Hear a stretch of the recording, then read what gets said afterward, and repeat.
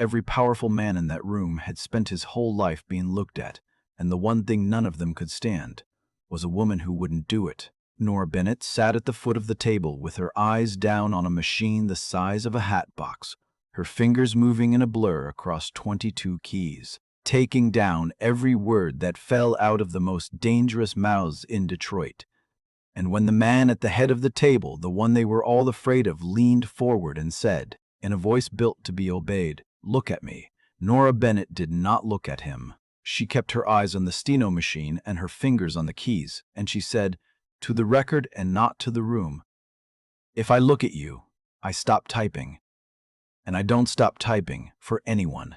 The room went so quiet you could hear the little machine ticking, and Damiano Vitali, who had not been refused anything in 9 years, smiled for the first time in longer than that. The snow came off Lake St. Clair in January like it had a grudge, sideways down Jefferson Avenue, and Nora Bennett walked into it every morning at 7 because the depositions started at 8, and a court reporter is never, under any circumstances, late. She was a freelance stenographer, certified in the state of Michigan, and she was the best in the Tri-County area, which was not an opinion. It was a number. She ran 240 words a minute, clean with a real-time error rate, low enough that the good law firms requested her by name and paid a premium to get her. Because when Nora Bennett was in the room, the record was perfect, and in the law, a perfect record is the only thing that outlives everyone who made it. She was 34 years old. She was a big woman, heavy, wide through the shoulder and hip, and she had been the largest person in every conference room she'd ever set up her tripod in. She knew the whole choreography of it. The flick of the eyes when she came through the door, the associate who assumed she was catering the way opposing counsel would sometimes talk over her around her, as though the machine ran itself and there was no person attached to it. Which was, in a way, the entire point of her. A court reporter is supposed to disappear. That is the craft. You become furniture that hears. You sit at the foot of the table with your eyes down, and you take everything, every word, every stammer, everything a man says before his lawyer can grab his arm, and you do not react to any of it ever, because the moment a reporter reacts, she has stopped being a record and started being a witness. And a witness can be argued with. A record cannot. Nora had spent 11 years becoming the most reliable pair of ears in Wayne County. Lawyers forgot she was there. That was her value to them. It was also, though none of them knew it, the thing that made her the single most dangerous person in most of the rooms she sat in, because she heard everything and she took it all down, and she kept it because the law required her to. By statute and by professional rule, a certified reporter in Michigan retains her stenographic notes for a set number of years. The paper tape, the digital stroke file, the raw record, written in a phonetic shorthand that maybe 400 people in the state could read, and that Nora could read the way other people read a street sign. She had 11 years of tapes in a fireproof cabinet in the second bedroom of a rented house on Manistee Street. And she had one tape that was older than that. One she had not made. One she had inherited. Her father had been a court reporter too. Thomas Bennett spent 31 years as an official reporter for the 3rd Judicial Circuit downtown in the Frank Murphy Hall of Justice, taking down murder trials and civil suits, and in the last years, the sealed proceedings that only the most trusted reporters were allowed near. He was a careful man. He wrote everything down twice, the machine tape and his own longhand index, because he did not trust that a thing said once would be remembered correctly, and it was that habit in the end that told Nora everything years too late. In the winter, she turned 23. Thomas Bennett reported a sealed evidentiary proceeding, a financial matter, names that mattered, and 3 weeks later, the certified transcripts that went into the official file did not match what he had typed. He knew it did not match because he had his longhand index, and he stood in front of a disciplinary board and then in front of a judge and said the same 11 words for the entire 19 months it took to break him. I typed exactly what was said. Someone altered the transcript after me. Nobody believed him. They couldn't afford to. In the law, the certified transcript is presumed accurate. It is the ground the whole system stands on, and a reporter claiming the record was changed after certification is a reporter accusing the court itself of fraud. They said he'd falsified it himself. They pulled his certification. They charged him with tampering with a public record, and the entity whose sealed proceeding it had been the one whose numbers changed between what Thomas Bennett typed and what got filed dissolved 4 months into his prosecution and folded its assets into a holding company. And that holding company had one signature on its incorporation papers. C. Bruno. Thomas Bennett died of a stroke at 59, 8 months after his conviction, in a rented room because they'd lost the house to the legal bills. He never worked a day of the 14-month sentence. The stroke took him during the appeal, and the official record of Wayne County still says, to this day, that he was a man who falsified a transcript. Nora kept his machine. She kept his longhand index. And she kept the one thing that had ever mattered. His original stenotape from that sealed proceeding, the raw phonetic record in his own strokes that no one at the disciplinary board had ever been able to read, because reading another reporter's raw notes is nearly impossible unless you know their theory, the private shorthand every reporter builds over a career. Nora knew her father's theory. He'd taught it to her at the kitchen table when she was 15. She had never been able to bring herself to read the tape. It sat in the fireproof cabinet in an envelope with his handwriting on it.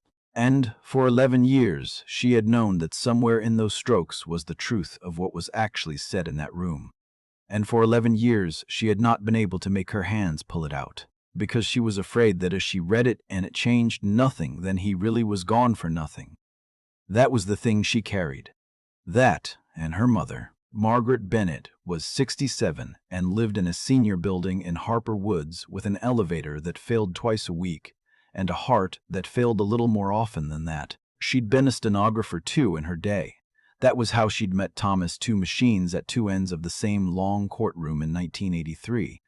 And now her hands shook too badly to hold a coffee cup, and she watched her stories with the captions on, and she said roughly once a month, "You should read your father's tape."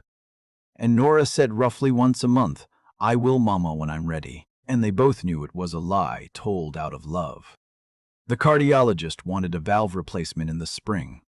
$24,000 after everything insurance pretended to cover. That was the number that put Nora Bennett in a room she should never have been in. Gerald Thorne owned the agency that staffed her. Thorne Litigation Services, his name on the letterhead in a font he'd chosen himself.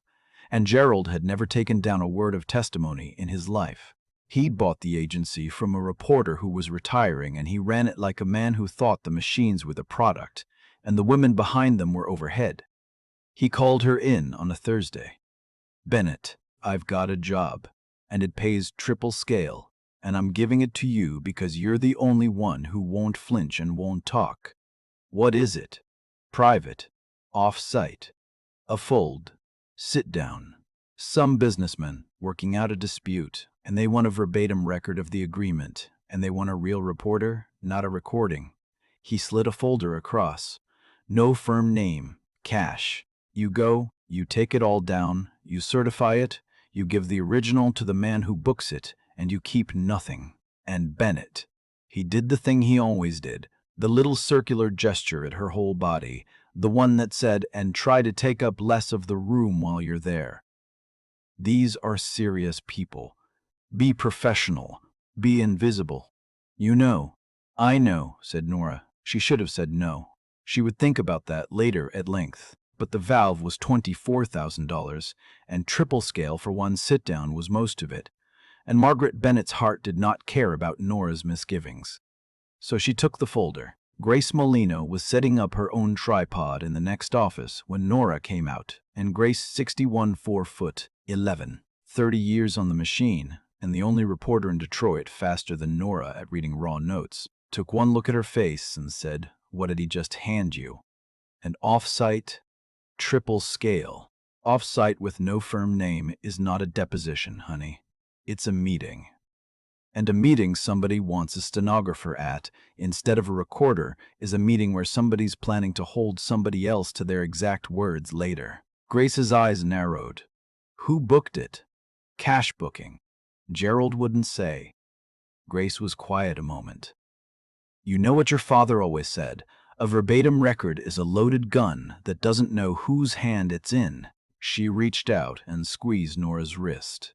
Whoever's hand this one's in. You keep your eyes down and your fingers moving and you get out the second they certify. You hear me? I always keep my eyes down, said Nora. It's the whole job. The address was a private dining room above a shuttered supper club on the east side, and Nora set up her tripod at the foot of a long table at 7:55 on a Tuesday night in a snowstorm, and by 8 o'clock, the room had filled with the most dangerous men she had ever been in a room with. She knew before anyone said a name. You develop an instinct.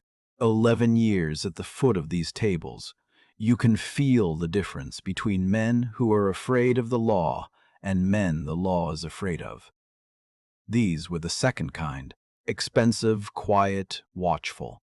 2 of them stood against the wall and did not sit, and their coats did not hang the way. Coats hang when there's nothing underneath, and at the head of the table, when he finally came in, 10 minutes late out of the snow, without hurrying and without apologizing, was a man the whole room rearranged itself around. He was maybe 40. Lean, not large, a charcoal suit, no tie, snow melting on the shoulders, dark hair with a streak of early gray at the left temple, and a face that gave away absolutely nothing, not blank, not hiding, simply not broadcasting, a face that had learned a long time ago that the man who shows the least is the man who is feared the most. Nora did not look at him. She looked at her machine. She had her eyes down and her hands on the keys before he sat, and she wrote the appearance of every person in the room by the sound of the door and the scrape of the chairs, and she began to take the record. She did not know his name yet. She would take it down phonetically when someone said it the way she took everything, and she would learn later, reading back, that she had been in a room with Damiano Vitale for 6 minutes before she understood who was going to change her life. The meeting was a truce. Nora understood that much from the words alone, without ever lifting her eyes. 2 organizations, working out the division of something after a period of blood. She did not need the specifics. Her hands took them down whether she understood them or not, which was the discipline. Damiano Vitale spoke rarely and briefly, and when he spoke the others stopped, and Nora captured all of it. And it was going fine until the man to Damiano's right, older, heavy, a man the others called Renzo, objected to having a reporter present at all. I don't like paper, Renzo Fontana said. Paper's a thing that gets found. Why is there a girl with a machine in this room? Because a recording can be edited and a certified reporter can't, Damiano said, without heat. Because when we shake hands tonight, I want a record neither of us can rewrite in 6 months. That's the entire point of her. And if she talks, she won't. Damiano's eyes came down the table, and Nora felt them land on her the way you feel a change in air pressure. Reporters don't talk. It's the one profession in the city built entirely on writing down what people say and never repeating it. She's more discreet than your lawyer and better at her job. And then because he was a man who tested everything, and because he had spent his whole life reading people and he had just noticed that this one had not looked at him a single time in 20 minutes, not when he entered, not when he spoke, not when his name was said. Damiano Vitale leaned forward, put both forearms on the table, and did the thing he did to establish in any room who was in charge. You, he said.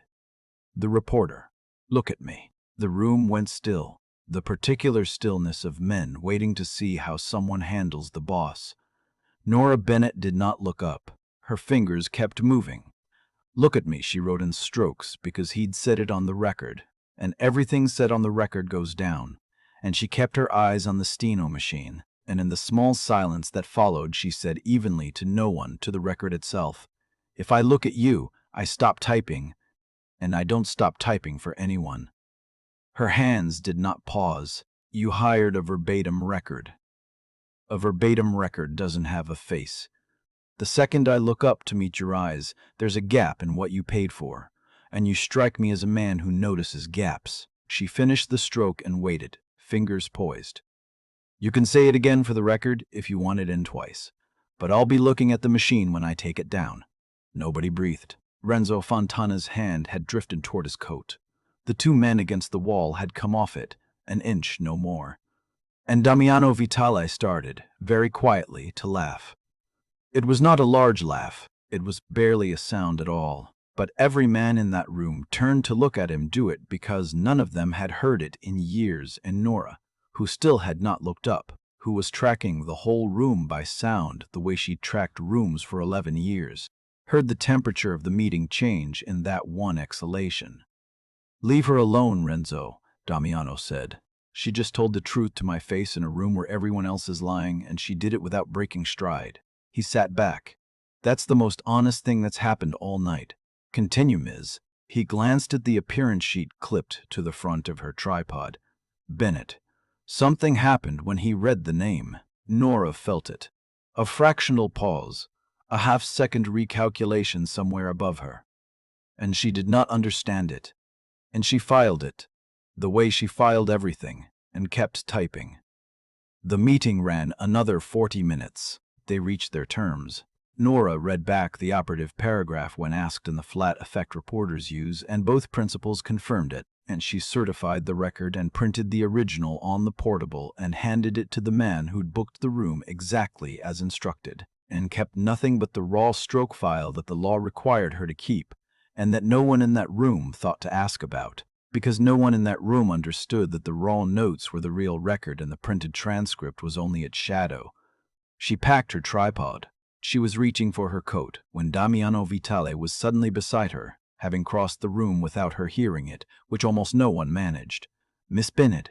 "Mr. Vitale." She kept her eyes on her equipment case. Old habit. Safe habit.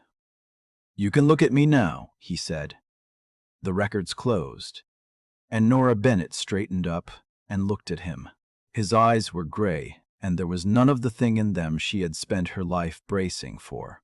No flick down and away, no cataloging of her body, no pity, no relief at not being her. He looked at her face the way she looked at a machine, completely, and without any traffic on it at all. "You knew my father," Nora said. It was not a question. She'd felt the pause when he read her name. 11 years of reading rooms by sound had made her very hard to fool about a silence. Damiano Vitale was quiet for a moment. "Thomas Bennett," he said, "official reporter, Third Circuit, convicted of falsifying a transcript in a sealed proceeding 11 years ago." He watched her face. "I've known who your father was since the appearance sheet came across my desk this afternoon, which is the only reason I let Gerald Torn send a stranger into this room. I don't hire people I haven't looked into, and I've been looking into your father's case on and off for 4 years. Nora's hands went cold around the handle of the case.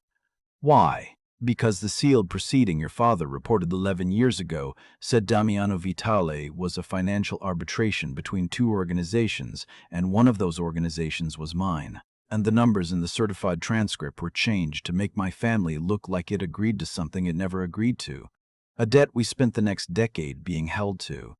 Your father didn't falsify that record. Someone altered it after he certified it, to the benefit of the man who's been bleeding my family for 11 years and yours for exactly as long." He held her eyes. "Your father died saying the transcript was changed. I'm the one person in this city who always believed him, because I'm the one it was changed against." The snow ticked against the window of the private dining room. "Say the name," Nora said. Her voice did not shake, which surprised her. "Cesare Bruno," said Damiano Vitale, and Nora Bennett, who had kept her father's raw tape in a fireproof cabinet for 11 years, because she was afraid that reading it would prove his ruin had been for nothing, understood in one cold rush that she had been sitting on the only untouched record of that proceeding in existence, written in a shorthand Cesare Bruno couldn't read, in a code only she and her dead father knew the entire time. "I have it," she said. Damiano went very still. "Have what?" "My father's raw steno notes. From that proceeding, the original strokes, not the certified transcript that got altered. The actual notes his hands made in that room, in real time, in his own theory." Her heart was going like something trying to get out of a box. Whatever was really said in that room 11 years ago, before anyone changed a word of it. It's in a cabinet in my second bedroom, and I'm the only person alive who can read it. He did not ask her for the tape. That was the thing that told Nora she was dealing with someone different. Any other man would have asked for it, demanded it, offered to buy it, sent someone for it.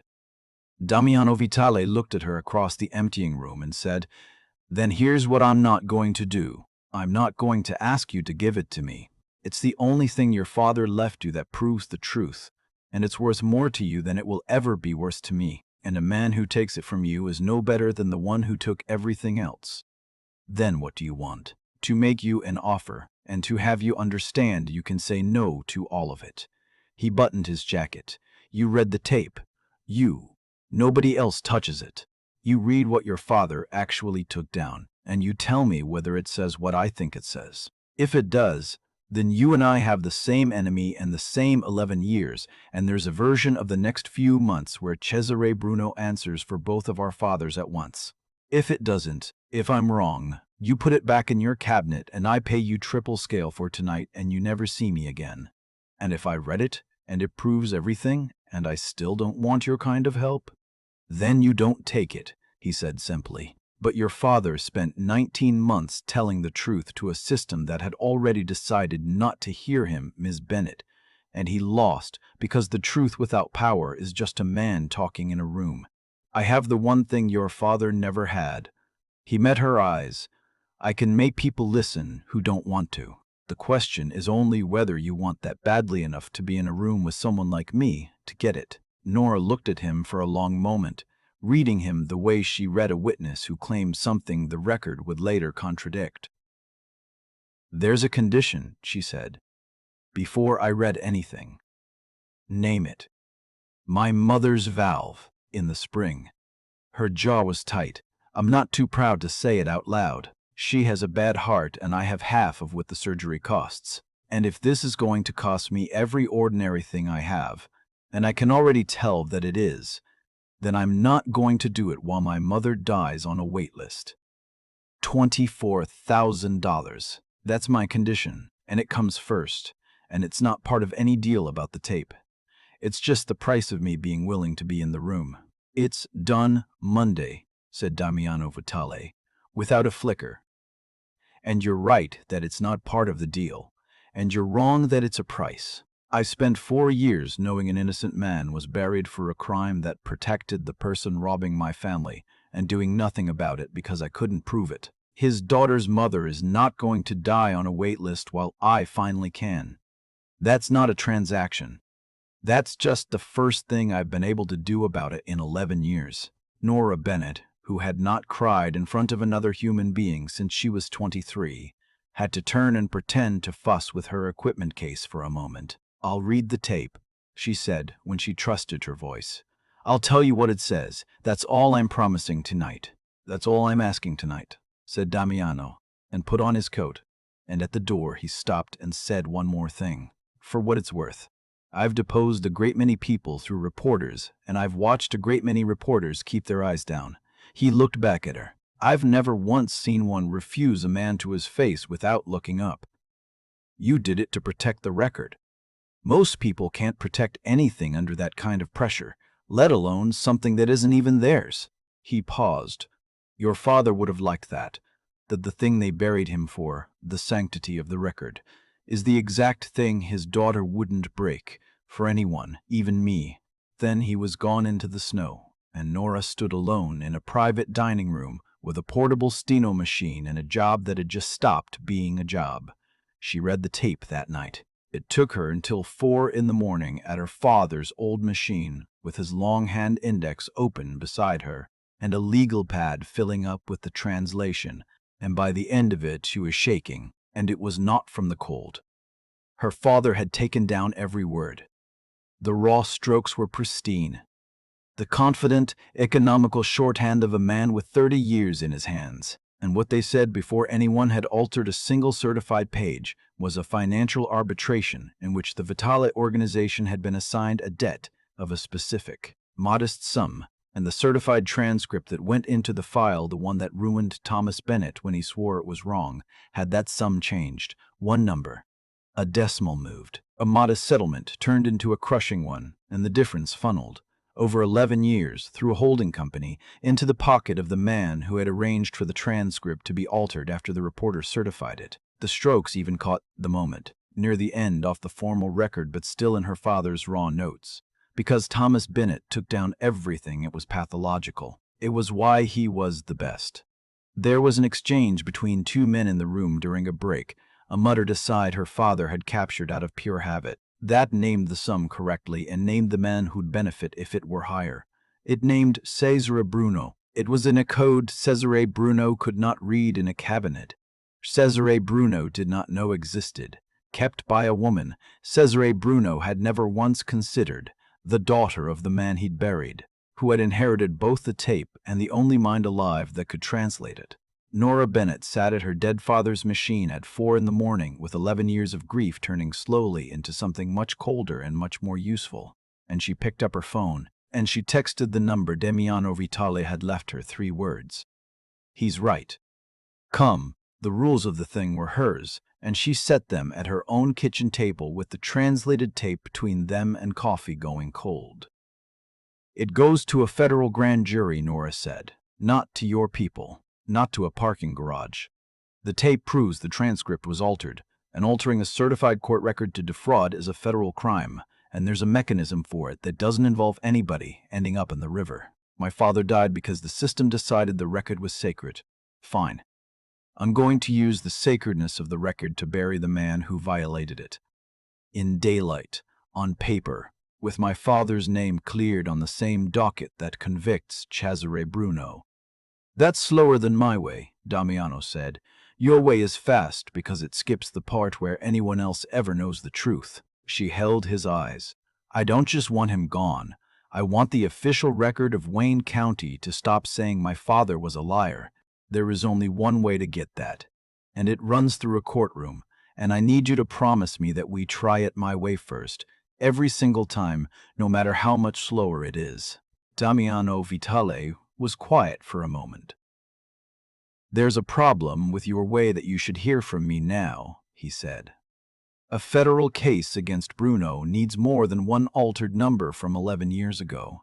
It needs to show the pattern, that he's still doing it, still moving money through altered records and dissolved companies, right now. And the only way to get that is from inside, from proceedings he's rigging today.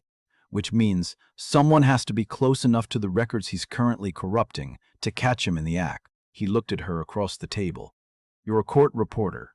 You sit at the foot of tables where these things are decided. You are, without exaggerating, the single best placed person in the city to catch Cesare Bruno altering a record. Because you are the record, and no one has ever once suspected the woman running the machine of understanding what she's hearing.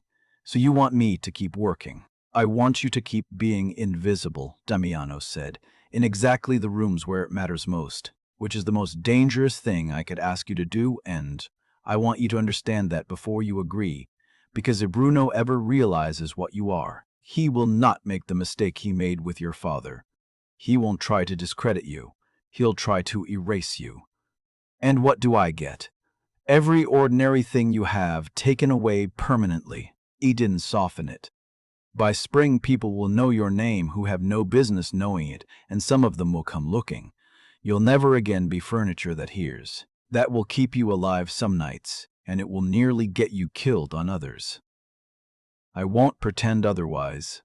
I've watched what this life costs people who chose it on purpose. You'd be choosing it to clear a dead man's name, which is either the best reason I've ever heard or the worst, and I genuinely can't tell which. Nora looked at the translated tape on her kitchen table. 11 years of her father's ruin, finally legible. My father cleared innocent men's names for 30 years just by typing what was actually said, she said. He believed the record was the last honest thing in a dishonest system, and it killed him. She folded the legal pad closed. I'm going to prove he was right. Yes, I'm in.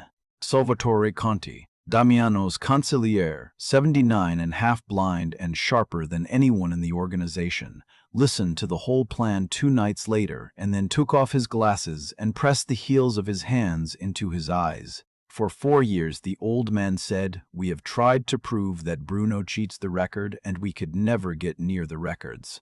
Because the records are guarded by the court, and the court is exactly what he's corrupted." He looked at Nora with something like wonder. "And you're telling me the answer was always going to be a reporter? The one person the court itself places inside every proceeding, whom no one is ever allowed to remove, whom everyone is trained to ignore." He shook his head slowly. "Damiano, do you understand what she is? She's not a witness we're protecting. She's an instrument the system built for exactly this and then forgot it made." "I know what she is," said Damiano Vitale, and the way he said it made Nora keep her eyes on her coffee. The armor came the way it always seemed to, for women pulled into Damiano's orbit, through a stylist named Fabienne Cross, who arrived with a rack and an assignment he'd gotten backwards. "So, the goal here is discretion," Fabienne said, circling her. "We want you moving through law offices and courthouses without registering, so I'm thinking long, dark, vertical, something that draws the eye up and away, minimizes the peer. She already doesn't register. That's her whole profession." Damiano was in the doorway. "I don't need her more invisible, Fabian. I need her, when she walks into a deposition, to make the lawyers so busy underestimating the confident woman in the good suit that they completely forget to wonder whether she understands what they're saying. There's a difference between invisible and dismissed, and I want her dismissed. Take the drapes back to the van." Fabian left in 90 seconds. "I could have handled him," Nora said. "I know, but he was wrong, and you've been handled by experts your whole life who all thought they were the first. What do you actually want to wear?" And Nora, who had said something dark every time that question was asked of her since she was 15, told the truth. "Ink blue," she said. "A real one. Sharp. Structured. Something that holds its shape and doesn't drape over me apologizing. The color of a good suit in a courtroom. The color that makes a jury believe you." Her chin came up. "My father wore a navy suit every day of his working life. He said a reporter should look like the record, clean, exact, impossible to argue with." "Then look like the record," said Damiano Vitale, "and send me the bill." The slow burn happened in the margins of the work, the way real things do. He started reading to her while she translated. Late nights at her kitchen table, going through years of her old tapes for the pattern. Nora reading strokes aloud, Damiano cross-referencing them against everything his organization knew about Bruno's dissolved companies. And somewhere in those nights, the thing between them stopped being a deal. "Why do you keep your eyes down even now?" he asked one night. "There's no record running. It's just us. Habit. Safety." She didn't look up from the tape. "If you don't look at people, they don't look at you." I learned that at about 9. By the time I found a job where not looking at people was the actual skill, it felt like the world had finally been built to fit me for once. She turned a page of strokes. "You'd understand. Everyone looks at you, and it's all fear. Nobody's ever just let you be a man at a table." Damiano was quiet a moment. "My brother did," he said. "Matteo." He was 26. 4 years ago, a place on Gratiot. A Sunday, 30 people in the room, and every one of them suddenly found something fascinating about their plates. His hands were flat on the table. I've known for 4 years who paid for it, and I've never been able to prove one line. And I sat with the transcript of the inquest afterward. The coroner's inquest there was a reporter. There was a record, and I remember reading it and thinking the record was the only thing in the world that had told the truth about my brother's death, because everyone in that room lied and the reporter took down the lies exactly, and somewhere in the exactness you could see the shape of the truth." He looked at her. "I didn't understand until I met you that a person did that the record has hands." Nora's own hands went still on the strokes. "I reported an inquest 4 years ago," she said quietly. "A young man, Gratiot Avenue. I remember it because the family sat in the front row and the mother never made a sound, and I took down 40 people lying about who fired first, and I remember thinking, Someday someone who loved him is going to read this and see it even though no one will say it out loud. She met his eyes. I built that record so it would tell the truth to the one person who'd know how to read it. I didn't know it was you. Damiano Vitale sat at her kitchen table and put his hand over his mouth. And for a moment the most feared man in Detroit could not speak. You wrote the truth about my brother into a record 4 years before you knew my name, he said finally, so that whoever loved him could find it. That's the job, said Nora. That's the whole job. I'm the last honest thing in the room. And I stay honest even when everyone's lying, because someday the right person reads it back. She closed the tape. My father believed that. It's the thing they killed him for believing. And it turns out he was right. You just have to live long enough for the right reader to show up. He came around the table then, and stood beside her, and did not touch her, and she did not touch him. And the not touching filled the whole kitchen like a held breath. When this is finished, he said, I'm going to want to talk to you about something that has nothing to do with your father or my brother or Cesare Bruno. I'm telling you now so it doesn't come at you sideways. I don't do things sideways. When it's finished, Nora agreed and went back to reading her father's strokes with her heart going like something trying to get out of a box. The first strike came out of a deposition. Nora was booked through ordinary channels on a commercial matter, a routine contract dispute, the kind she'd reported 1,000 times. And she realized within 20 minutes that the plaintiff's shell company was one of Bruno's, and that opposing counsel was quietly building a record designed to be altered later, laying in testimony that could be cleaned up in the certified transcript to support a fraudulent claim. And Nora Bennett, sitting at the foot of the table with her eyes down and her fingers moving, did the one thing no one in that room imagined the furniture could do. She caught it in the act. She wrote the true record. Every word exactly the way her father taught her. And she kept her raw notes, and when the certified transcript came back 3 weeks later with 4 answers subtly changed, Nora had the untouched original strokes, proving the alteration time-stamped in a code no one could fake and no one but she could read. 1 altered transcript is a reporter's error. 2, 11 years apart with the same beneficiary, is a pattern. She brought both to Damiano and to a federal prosecutor his organization had spent 4 years cultivating, and she laid the strokes on the table and translated them live. And the prosecutor, a careful woman who had been burned before, watched a heavy court reporter read a phonetic shorthand off a paper tape like scripture and said quietly, "How many years of these do you have?" 11, said Nora Bennett. And my father's. 12, if you count his. Every proceeding I've ever reported, and every one he reported before me, in a language Cesare Bruno spent 11 years never learning existed. Salvatore Conti, when he heard, took his glasses off and did not put them back on for a long time. He altered the record, the old man said softly, and he never once thought about the notes, because to him the transcript was the thing and the notes were garbage. He didn't understand that the transcript is the shadow and the notes are the body. He looked at Nora. Your father understood. He died understanding it, and he left the body to the one person who could read it. The retaliation came the way Damiano had warned her it would, not by trying to discredit her, but by trying to erase her. Cesare Bruno did not know yet exactly what Nora Bennett had, but 2 altered transcripts had come back contested in 3 months, both from his shells, both caught by the same reporter. And a man who has spent 11 years altering records without a single challenge notices very quickly when the challenges start and traces them to their source.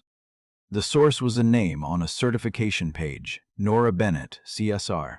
And when one of Bruno's people ran that name, it came back attached to another name, an old one, a buried one. Thomas Bennett. That was when Cesare Bruno understood, 11 years too late, that the reporter he'd destroyed had a daughter in the same chair, and that she'd been sitting at the foot of his tables the whole time. They came for her at the agency after hours because that was where the records were. Thorn Litigation Services, the fireproof storage, the place a man would go if he wanted to destroy a reporter's notes and the reporter with them and make it look like a break-in gone wrong. Nora was there late, alone, translating, because the grand jury presentation was in a week and she was building the master index. Grace had gone home. Gerald was long gone, and Nora heard the front door of the agency open, with a key that shouldn't have existed, and a tread crossed the reception carpet. Hard-soled shoes. Careful. A man trying to be quiet in a building he didn't know. She knew that tread. 11 years of reading rooms by sound. She knew instantly that the man in the front office was not there for anything good, and she knew she had perhaps 90 seconds. She did not run, though there was a back door. She did not hide, though there were places. Because Nora Bennett had spent her whole life being underestimated in rooms, and she had exactly one weapon that no one ever thought to take from the furniture, and it was already running. She was working in real time. Her steno machine was connected as it always was for a working session to her laptop, streaming her strokes into translation software. And that software, because she was mid-project on a shared matter, was mirroring live to a secure feed that Damiano's people and the federal prosecutor's paralegal both had access to, a feed set up precisely so that her translations could be reviewed as she made them.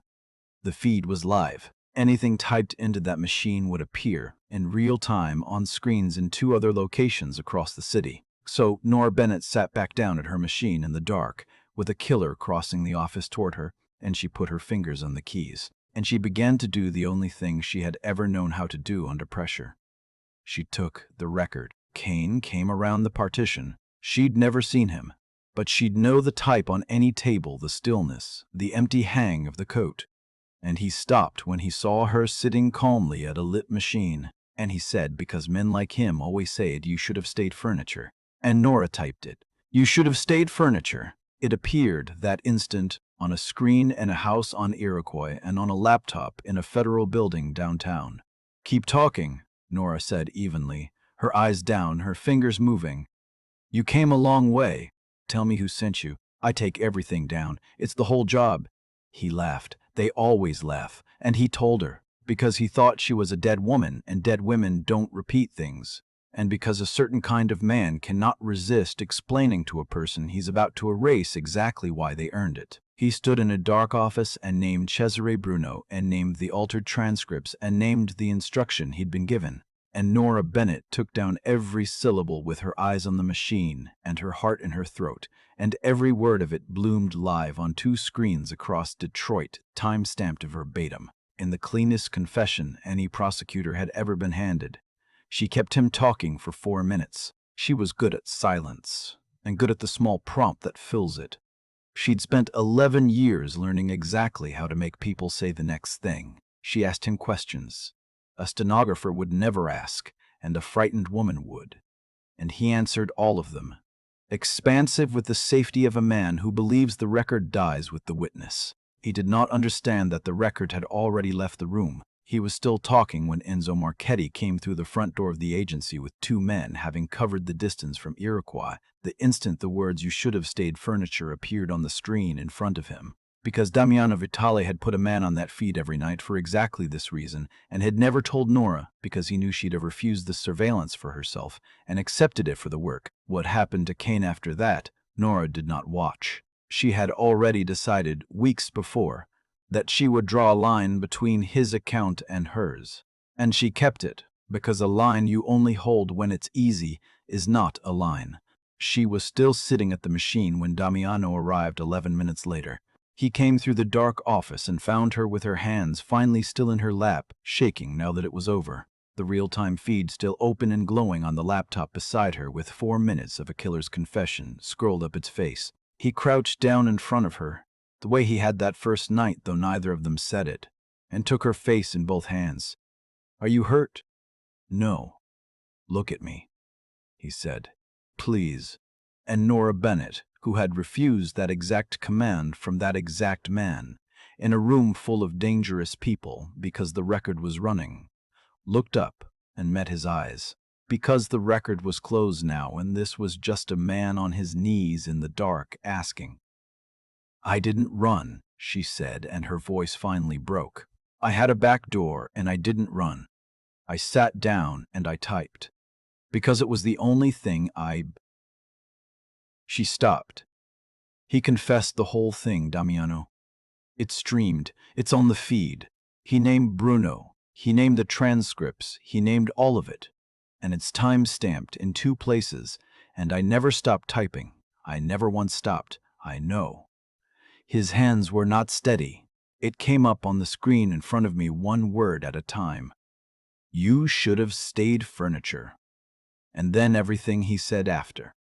His forehead came down against hers. You turned the thing they built to make you invisible into the thing that caught him.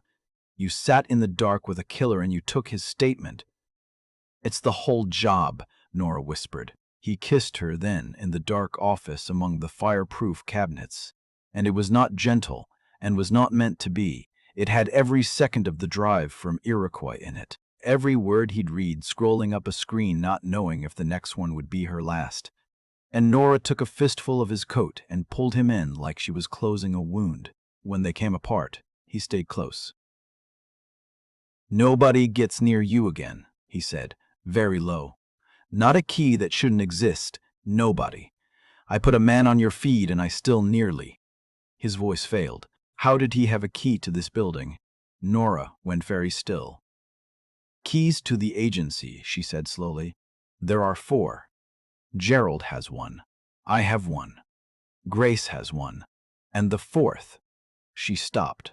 The 4th what? The 4th is the master, and it lives with whoever holds the storage contract, the off-site fireproof vendor, the security account. Her hands went cold again.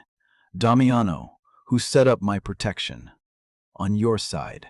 Who has the account that watches my feed and knows my schedule and would know which nights I work late alone. Damiano Vitale's face had gone to the flat, terrible stillness she'd first seen at the head of a table. Renzo, he said. Renzo Fontana runs the accounts that touch our outside contractors. He set up the vendor. He'd have the master key. He'd know your schedule. His jaw worked. He objected to you being in that first meeting. He was the only one in the room who didn't want a reporter present. Because a reporter, Nora said, is the one person who writes down everything he's spent 11 years making sure no one writes down. Renzo Fontana had been Damiano Vitale's underboss for 9 years. He had carried Matteo's casket. He had a laugh you could hear through 2 closed doors, and a daughter Nora would never name in any of this. And when Damiano said his name in the dark office, Nora's first thought was that it couldn't be true, and her second, arriving 11 seconds later, was a slow, sick certainty. But she did not deal in certainty. She dealt in the record. Don't move on him, she said. Not your way. Not yet. I don't have him on anything but the shape of it, and the shape of a thing isn't proof. I of all people know that. Give me a night with my tapes. Because here was what 11 years of keeping every stroke had built. Nora Bennett had reported dozens of proceedings that the Vitale organization figures had sat in over the years. Inquests, arbitrations, the sealed sit-down that first night. And a court reporter takes down everyone. Every appearance. Every side conversation caught out of habit. Every name said in a room. She went through her own tapes until Dawn and her father's. And she built an index of every time Renzo Fontana had spoken on any record she or her father had ever made. And then she cross-referenced the dates against the altered transcripts and against Bruno's dissolved companies. And the pattern rose up out of 11 years of phonetic strokes like a body surfacing. Renzo Fontana's name appeared in the raw notes of the original sealed proceeding. Her father's tape. 11 years ago. In the muttered aside during the break that Thomas Bennett had captured out of pure habit. The exchange that named the true sum and the man who'd benefit if it were altered. There were 2 voices. One was a broker who'd since died. The other, Nora had translated that first night and set aside because she hadn't yet had a name to attach to the strokes, said the operative sentence. And the strokes for that voice, she now realized, matched the appearance she'd taken down for Renzo Fontana at a dozen proceedings since. Renzo had been in the room. 11 years ago, he had been Bruno's man inside the Vitale organization before Damiano ever took over. The bridge. The one who arranged for a sealed Vitale proceeding to be reported by a reporter who could then be destroyed when the numbers were altered. Renzo hadn't just betrayed Damiano 4 months ago. Renzo was the reason Thomas Bennett died. He'd helped pick the reporter. He'd helped bury the man. He was there, Nora told Damiano, laying the two translated passages side by side, her father's strokes from 11 years ago and her own from last year. Same voice, same theory. My father took down Renzo Fontana, helping Cesare Bruno set up the alteration that destroyed him, and neither of them ever knew because it was in a shorthand they couldn't read, made by a man they were about to bury and a girl they never noticed. Her hands were flat on the pages. Renzo didn't just sell you, Damiano. He was there at the start. He's the reason both our fathers. She stopped. He's the reason for all of it. Damiano Vitale looked at 11 years of phonetic strokes laid out on a table and understood that the man who had carried his brother's casket had helped destroy her father before the two of them had ever met. And he said very quietly, "I want him in a room." No. Nora stepped in front of him. "Not your way. This one especially. Nora, listen to me." Her hand flat on his chest, over the heart. "You've wanted the fast way for 4 years, and it never once got you proof. And if you take Renzo your way tonight, he dies quiet and takes 11 years of testimony into the ground. And Cesare Bruno is still altering records on Monday, and you're a photograph on the news by Friday."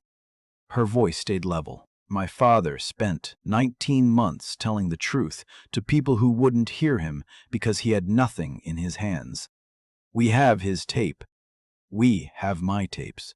We have a killer's confession streamed to 2 locations. We have 11 years of strokes that put Renzo in the room at the beginning. Take all of it into a federal courtroom, in daylight, on paper with their names on it, and put me in the room when it happens. Both of them. And put my father's name on the same docket, cleared, in the official record of Wayne County, where they buried it." Enzo Marchetti, who had loved Renzo Fontana for 9 years, spoke from the doorway in a voice like gravel. "She's right, boss," he said. "And it cost him everything. The dismantling took 29 days, and it went in the order Nora chose, and she chose it the way she built an index, foundation first, then structure, then the name at the top. Eleanor Prescott went first because she was the hinge. She was a sitting judge, had been for 11 years, elevated the same season Thomas Bennett was destroyed, and she had in a sealed proceeding 11 years ago been the one who accepted an altered transcript without question and signed the order that relied on it, and she had gone on accepting them because a foundation she chaired received clean and patient donations from a holding company that traced back to the Gretna-style shells Cesare Bruno ran through altered records. Nora sat across a conference table from Her Honor with 2 federal attorneys and slid 1 translated page across the wood. "You have until 5 o'clock, Nora said, to resign the bench and hand your chamber's records to the U.S. attorney voluntarily." Voluntarily is the better version. My father didn't get offered it. You're the one who signed the order that called him a liar. Judge Prescott looked at the translated strokes and then at the heavy court reporter across the table. "I'm sorry," she said. "Who are you?" "I've been the reporter in your courtroom 9 times, said Nora Bennett. "You've never once said good morning to me. You should have wondered who was writing everything down." She resigned at 4:46. The Ashford collapse took 11 days, and Nora had nothing to do with it, which was the sweetest part. Camilla Ashford, who had never wronged Nora personally, only floated through the city on money she'd been told not to ask about, and who had at one bar association gala on Damiano's arm-length periphery, looked at Nora and said something about the help being awfully well-dressed this year. Came to the house on Manistique in the rain with nothing prepared. "They took everything," she said. "Nobody tells you where the money comes from, you just sign." "It came from altered court records," Nora said. "From a judge who called an innocent man a liar. Some of it is the difference between the sum my father typed and the sum they filed. You've been wearing my father's ruin for 11 years, Camilla. Go home, and when you can't find one, sit with that." Preston Wilder, engaged to Nora once a lifetime ago, who'd ended it the month her father was charged in a courthouse hallway, with a speech about his firm's reputation and a parting note that she'd stopped trying since the scandal, was never charged with anything because he'd never been near anything real. He simply found over one spring that his firm had quietly restructured him out, that the good invitations stopped, that certain doors had closed. He sent a long message about growth.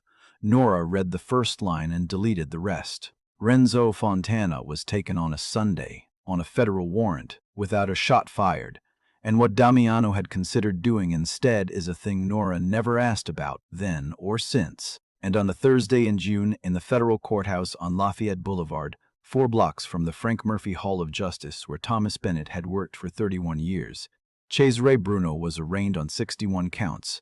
He was 75, small, beautifully dressed, with the pleasant, unhurried face of a man who had never once been asked to account for anything. He scanned the gallery on his way in the way you'd scan a courtroom for the reporter, to see who was taking it all down.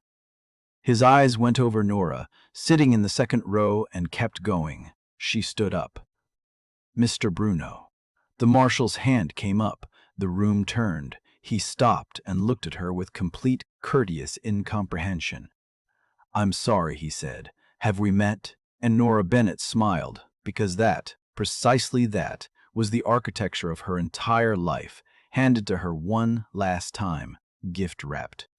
"No," she said. "You've never met me. But you met my father. 11 years ago, you altered one number in a transcript he certified, and when he swore the record had been changed, you let the whole system call him a liar, and he died of it. And the official record of this county still says he falsified it." Her voice did not rise. "You spent 11 years altering the record, and you never once worried about the notes, because you thought the transcript was the thing. My father knew better. The transcript is the shadow. The notes are the body, and he left his notes to the only person alive who could read them.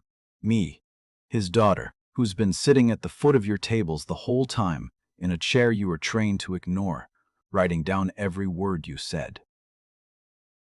The gallery was silent. "You told your own man I should have stayed furniture," Nora said. "I took that down too." The judge asked her to sit. She sat. She never spoke to Cesare Bruno again.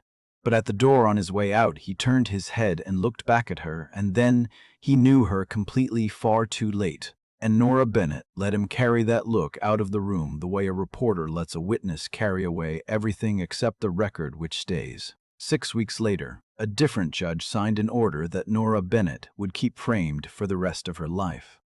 It vacated the 11-year-old conviction of Thomas Bennett. It found, on the basis of newly authenticated stenographic notes, that the certified transcript had been altered after certification, and that the reporter had recorded the proceeding accurately and truthfully. The official record of Wayne County was corrected to reflect that Thomas Bennett had done exactly what he swore, for 19 months, that he had done.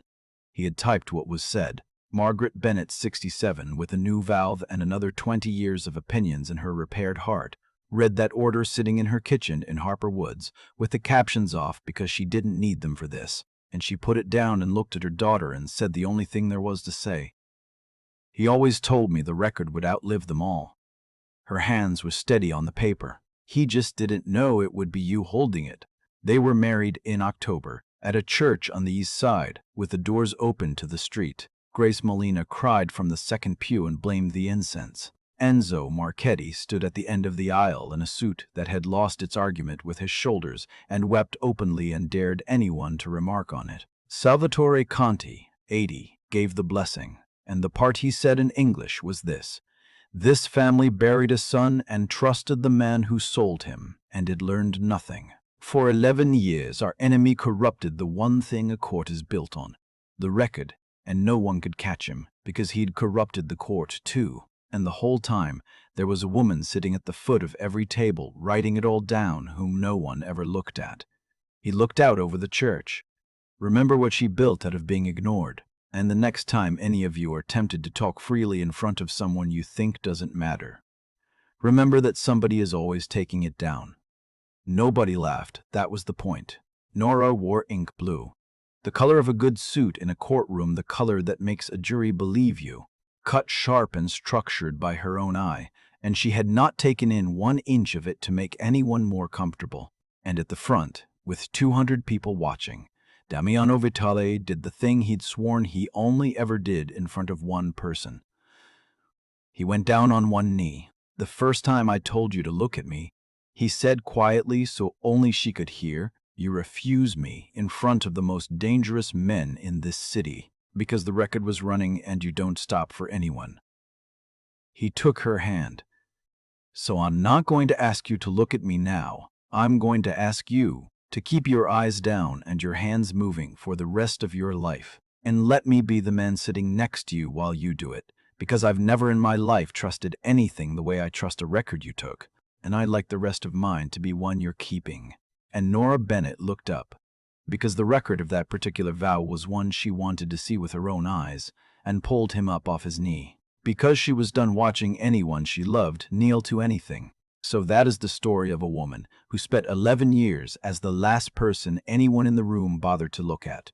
Furniture that heard a machine with a person somewhere behind it, the one they all talked freely in front of, because they were certain she didn't matter. They were right that she'd never repeat a word. They were wrong about everything else, because she wrote it all down exactly the way her father taught her, and she kept every stroke. And when the man who buried him finally sat down at the head of a table and told her to look at him, she kept her eyes on the machine and her fingers on the keys, and she never once stopped typing. Not for him, not for a killer in the dark, not for anyone. The record outlived them all. Her father said it would. He just didn't know it would be his daughter holding it. If Nora's reckoning gave you chills, hit that like button and share this with someone who loves a heroine who takes her own power instead of waiting to be handed it. Subscribe for a new full-length dark romance every week, and tell me down in the comments, Camilla, Preston, Renzo, or Cesare Bruno, which one of them deserved it most?